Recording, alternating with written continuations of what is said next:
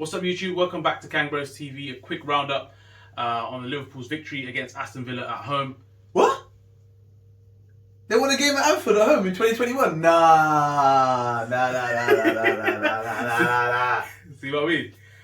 Dickhead. Yeah, I was just going to carry on as we do this thing. But no, look, yes, we finally won at Anfield and we actually scored a goal, which is not a penalty, in April as well. That was another statistic that was brought to our attention. But listen, 2-1, and I'm happy we got the 3 points, but I don't know how everyone else feels. I felt buzzing the way the game ended. Trent's finish was magnificent. That was some like Gerard Beckham-esque type finish. It was mad. Big names. It was that's what reminded me of the way he just picked up that corner and banged it in. Great goal. Listen, Trent, just move this guy away from right back. Yeah, that's what I've said. From what he's demonstrating, there's no question that going forward, this guy is elite. Yeah, and what he's been doing, you can't leave him out of the team. We talk about how, defensively he has all these frailties. You got for England? Or No, Liverpool? I'm talking for just. But yeah, I guess you can bring England into it as well. But even for Liverpool, is that because the reason why I said that, because some people mentioned in the comments already, is that other teams, they pick on Liverpool and they put it on Trent. Yeah, you're the top teams, they put it on Trent. So this is what I'm saying about on Liverpool's perspective. Going forward, he's brilliant, and we can't leave him out. What he's doing, the goals he creates, the chances he creates, the way he single-handedly won us that game today. But defensively, like we said, like they picked highlights of his performance, showing what he could do going forward, no doubt. But they left those things out going defensively. But like, what a finish to the game, and I was buzzing. Yes, buzzing with the way that we've gone and turned it round to be 1-0 down and win the game. I still, like I said, performance-wise, I still don't sit there and think to myself, yes, that's us. This is us. This is exciting. This is brilliant. Maybe you've just got to write that one off. Just said the season it is what it is. I'm just saying, I'm very grateful for the 3 points. I'm so happy that we've got 3 points and we are in contention. To be in contention, to be so bad in this period of the season and still be in contention is great. Do I think that it's going to work out for us?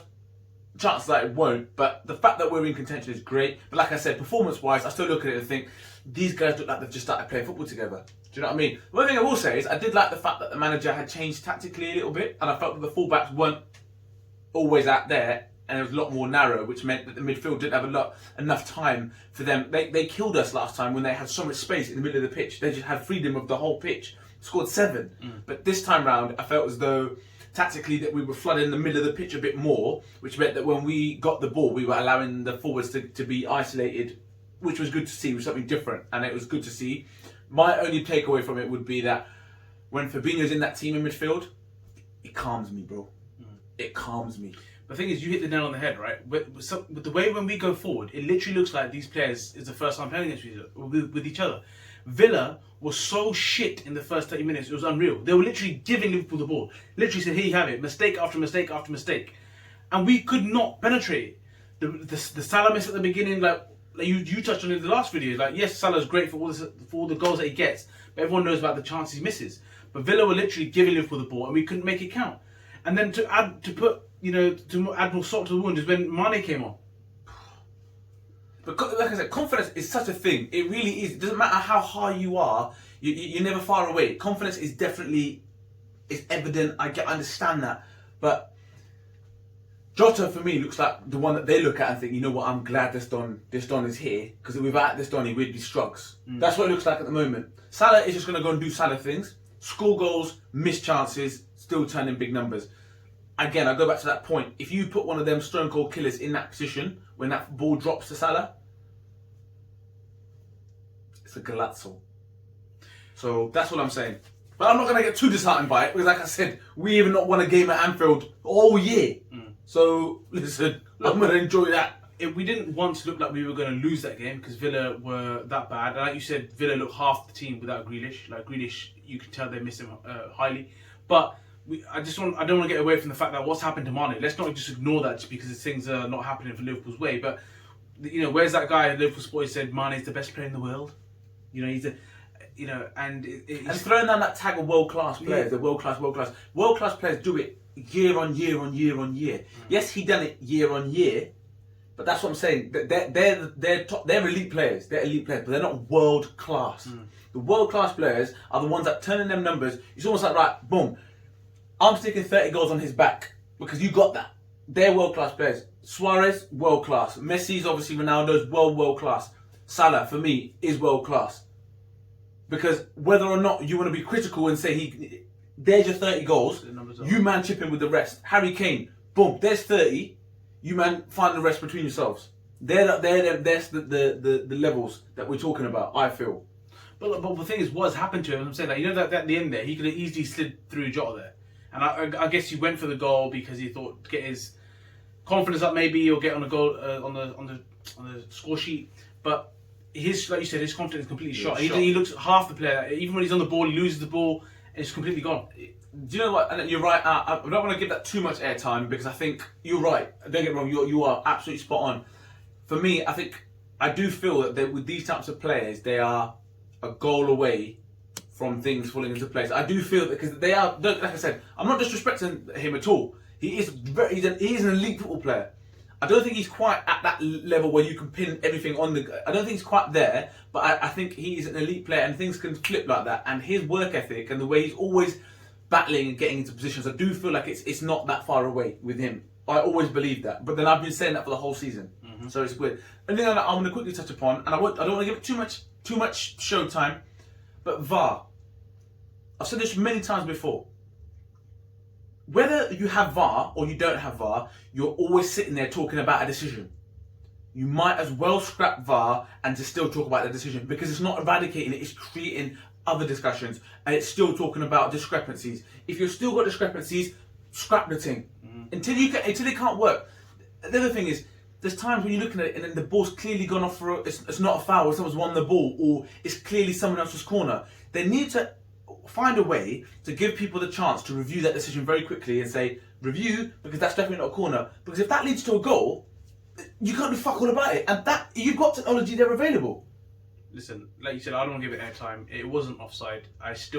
We still watched it again and again. We couldn't see how it was offside, so that one baffles me. And it's not just Liverpool. Adama Traore, Wolves when they played against Fulham. It's just weak, poor decisions. It's just one after the other. If you're not making the game any better, people turn around and say, I've had this conversation with a number of people, and they've said, well, if you take VAR away, and then you're on the weekend, you're going to say, well, if VAR was here, that wouldn't be the goal. But when VAR is here, you're still getting them comments. So you might as well have that and just say, allow, because you've got referees, they're on big dough. Do you know what I mean? Hey, that's it. I don't want to give no airtime. Alisson. I honestly don't talk about Alisson's mistake, bro. The first goal, that was a howler. It's a mistake. It's a mistake. It's a mistake. And like you said, use your feet. Use your feet. De Gea is one of the top people. Yes, he's also made howlers along the way. I get that, but he's the best at that, though. But he's using your feet. Use your hands to get those ones. But in here, the amount of times that you see people shoot and they go for the keeper's legs because they're always trying too much to go with their hands. Yeah.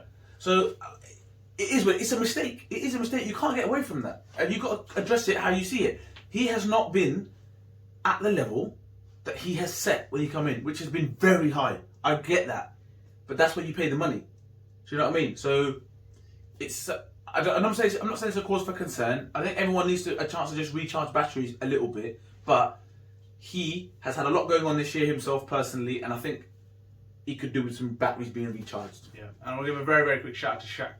We always say this every time. When he comes on, he changes games. The through ball that he did, he was involved in the goal, 2-touch passing. Like I said, I got enough time for that guy, and I can't believe that we don't utilise the guy more. There's obviously something that we don't know. It's clear. It's evident because there is something that we don't see from a day-to-day basis. I understand that we're not at the training sessions and we don't know what he's like on a day-to-day. But the CV doesn't get like that for no reason. Ain't no fluke. And from time when he comes on, he impacts games and he has done since he's been there. Listen, I'm baffled. Let him go.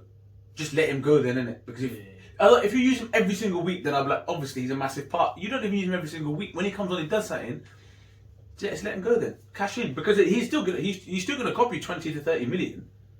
He's still that good. He's good enough a player to, or at least 20. I don't know, is he? I don't think you get 20.